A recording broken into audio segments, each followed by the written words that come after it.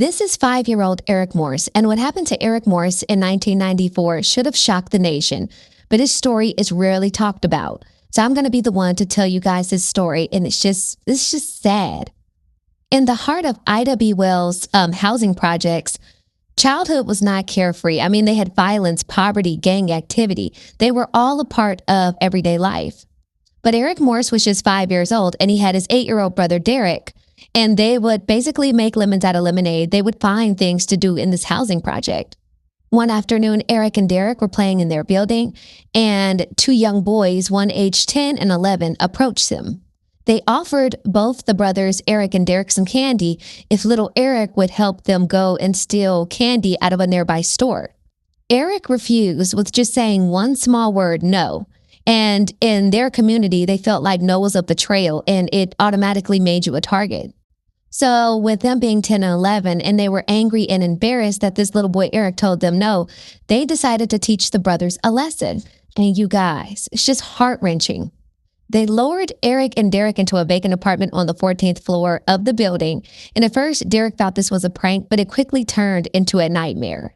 Inside the empty apartment, the boys grabbed Eric and they dragged him to a window and they held him over the edge, basically trying to scare him. Derek, the older brother, tried to save his little brother, pulling him back in once, but then they grabbed Eric again and dragged him to a second window.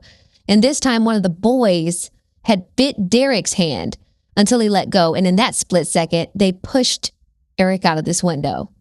Eric fell 14 stories. Witnesses say his shirt flew up over his head as he plummeted. He hit the ground and he instantly passed away. Only 5 years old, basically unalived because he would not help these young boys steal candy. The two boys, Tykees and Jesse, were just 10 and 11, became the youngest people in the United States ever to be convicted of murder. And because of their ages, they were held in juvenile custody until they were 21. But I also seen this, and it says these are both the recent pictures of Tykees and Jesse. It says both Tykees and Jesse were convicted of first-degree M and sentenced to 5 years in juvenile detention center. Jesse was sentenced to an additional 9 years for SA, another inmate. This conviction was the start of multiple incarcerations for both boys throughout their adult life, according to police records. But the deeper tragedy or what happened beyond these sentences. I mean, all of these little boys' lives were completely ruined by just a little kid saying no. This story is just heart-wrenching. I mean, what do you guys think? Like, do you think they should have gotten more time? I don't know. I think they should have. Maybe. What do you think?